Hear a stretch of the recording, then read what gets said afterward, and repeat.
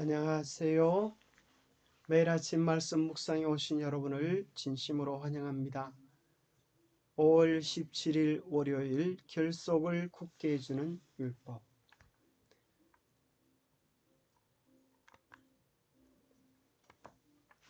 생각할 문제.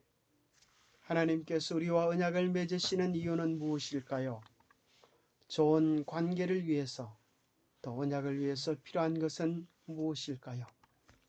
오늘 우리에게 주는 교훈은 무엇일까요? 생각해보는 시간을 가졌으면 좋겠습니다. 첫 번째, 하나님께서 우리와 언약을 맺으시는 이유는 무엇일까요?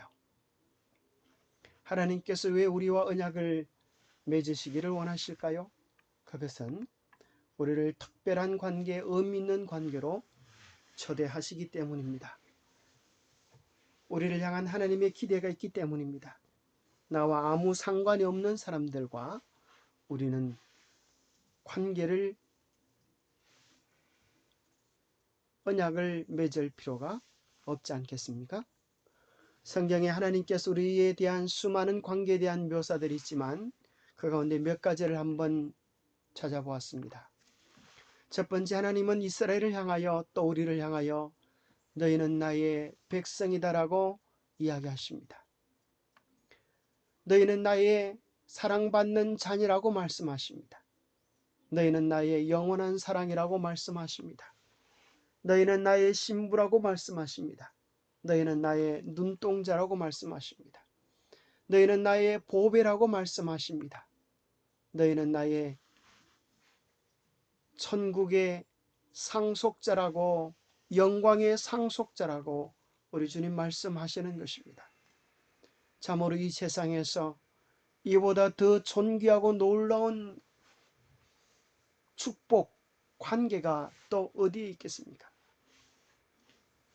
우리는 정말 소중한 것은 잃어버리지 않으려고 애를 씁니다. 별로 중요하지 않은 것은 등한히 하지만 정말 이러한 관계가 정말 중요하고 소중하다면 어떻게 하면 이 관계를 더욱 깊게 유지하고 잃어버리지 않을 수 있을까요? 좋은 관계를 유지하기 위해 필요한 것은 무엇일까요? 하나님과 우리와의 언약을 견고히 하기 위해 필요한 것은 무엇일까요? 그것이 곧 계명입니다. 여호와께서 그 언약을 너희에게 반포하시고 너희에게 지키라 명하셨으니 곧 십계명이며 두 돌판에 친히 쓰신 것이라. 그 언약, 그의 언약이 곧 십계명이라고 하시는 것입니다. 우리와의 관계를 소중히 여기시고 이 관계를 지속시키고 강화시키기 위하여 하나님은 우리와 언약을 맺으시고 이 아름다운 관계를 지속적으로 유지하기 위하여 우리가 이러한 말씀에 사랑으로 반응하기를 원하시는 것입니다. 만일 우리가 언약을 하나의 관계로 이해한다면 이러저러한 종류의 규칙과 경계가 있어야 할 필요가 있습니다. 구체적이고도 명확하게 표현된 경계와 규칙이 없다면 결혼 관계가 지속될 수 없습니다. 우정이 지속될 수 없습니다. 동업의 관계가 오래 지속될 수 없는 것입니다. 한 사람만 사랑하기로 언약을 맺은 남편이 다른 여자를 사귄다면 그 결혼이 지속될 수 있겠습니까? 친구가 다른 친구의 지갑을 마음대로 가져다가 사용한다면 그 우정이 지속될 수 있겠습니까? 사업의 동업자가 상대방에는 말 한마디 없이 그들의 사업에 다른 사람을 불러들인다고 생각해 보십시오. 이러한 행동은 규칙과 법률과 원칙에 어긋나는 행위입니다. 이러한 무법의 상황에서 그들의 관계가 얼마나 오래 지속될 수 있을까요? 그렇기 때문에 경계가 있어야 하고 선이 그어져야 하며 규칙이 정해져야 하는 것입니다. 이렇게 서로 간에 언약, 약속을 잘 지킬 때 관계는 바르게 유지될 수 있습니다. 서로 사랑하는 어깨동무하는 사이인 것처럼 보이지만 또 다른 손을 잡고 있다면 얼마나 불편한 것입니까? 사실상 율법, 율례, 정거, 법도 주의 말씀 등 다양한 표현들이 언약이라는 말과 밀접한 관련을 가진 표현들입니다. 언약의 말은 하나님의 율법과 율례와 정거와 법도를 가리킵니다.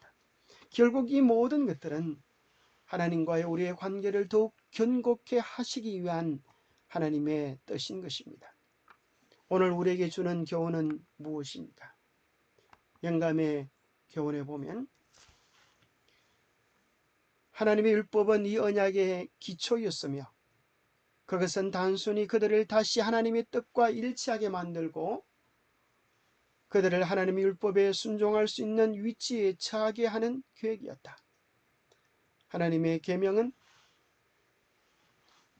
하나님의 뜻과 일치하게 만들고 하나님과의 올바른 관계를 유지하기 위한 방법이었습니다. 한 번은 신랑의 혼인서약서를 보면서 참 재밌다고 웃은 적이 있습니다. 나 신랑 아무개는 아름다운 신부를 맞아 다음과 같이 약속합니다. 첫째, 이 세상 그 누구보다도 당신만을 사랑할 것을 맹세합니다. 적어도 하루에 3번 이상은 당신이 웃을 수 있게끔 노력하겠습니다. 부부싸움을 100번 하더라도 100번 다 져주겠습니다.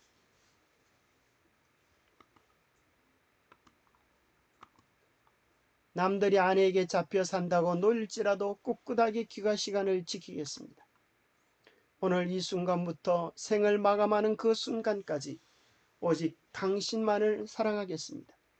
여러 가지 내용들이 나오고 제일 마지막에는 지금 이 마음 그대로 당신과 영원히 함께할 것을 저희 두 사람의 앞날을 축복하려 와주신 부모님들과 하객 여러분들 앞에서 엄숙히 서약합니다. 이렇게 신랑이 결혼 서약을 하지 않습니까? 그 서약대로 유지될 때 그 가정은 얼마나 행복한 가정이 될 수 있을까요? 반대로 이 언약이 깨어진다면 얼마나 비참한 가정이 될까요? 언약이 지켜질 때 행복한 가정이 되고 언약이 깨어진다면 천국 같아야 할 그 가정이 지옥처럼 변해버리는 것을 우리는 이 세상 삶 속에서 얼마나 많이 바라보게 됩니까? 하나님과 우리와의 관계도 마찬가지인 것입니다. 하나님은 이렇게 말씀하십니다. 너희가 정말 나를 사랑한다면 나의 계명을 지키게 될 것이다. 너희가 정말 나의 관계를 아름답게 유지하기 원한다면 나의 말을 소중히 여기게 될 것이다. 너희가 나를 안오라 하고 나를 사랑하노라 하고 나의 계명을 지키지 아니한다면 그것은 거짓말하는 것이 아니냐. 진리가 그 속에 있지 아니하되 누구든지 그의 말씀을 지키는 자는 하나님의 사랑이 참으로 그 속에 온전하게 되었나니 이로써 우리가 그의 안에 있는 줄을 아노라. 우리가 정말 주님을 사랑하면 주님의 뜻을 존중하고 그 계명에 당연히 순종하지 않겠습니까? 그럴 때 오는 것은 무엇입니까? 더 큰 행복, 더 깊고 견고한 관계입니다. 기도하겠습니다. 하나님 아버지, 우리를 택하셔서 소중한 관계로 초대하여 주심을 감사합니다. 이 세상의 그 어떤 관계보다도 주님과의 관계를 소중히 여기며 이 세상의 어떤 요구보다도 주님의 뜻을 존중하며 살겠습니다. 우리의 관계를 결속시켜주는 율법을 통해 하나님과의 더 깊은 관계를 경험하기 원합니다. 하나님의 말씀 율법을 통해 하나님께서 우리에게 원하시는 것이 하나님과의 진실된 관계임을 깨닫게 해주셔서 감사합니다. 하나님을 사랑하는 마음을 주셔서 전혀 다른 안목으로 율법을 바라보며 그 속에서 하나님의 마음과 하나님의 사랑과 하나님의 뜻을 깨달을 수 있도록 축복하여 주시옵소서. 주님이 우리를 사랑하셨듯 우리도 주님을 사랑하기에 주님의 계명을 품고 주님의 말씀을 존중히 여기며 살아가는 우리 모두가 되게 축복해 주시옵기를 우리 주 예수 그리스도로 머지하여 간절히 기도올리옵나이다. 관계는 서로의 의견을 존중합니다. 하나님과의 아름다운 관계를 위하여 그분의 뜻, 그분의 계명, 그분의 말씀을 존중히 여기는 축복의 하루가 되기를 간절히 바랍니다. 그 모든 것의 결과는 행복인 것입니다. 주 안에서 행복한 하루 되세요. 감사합니다.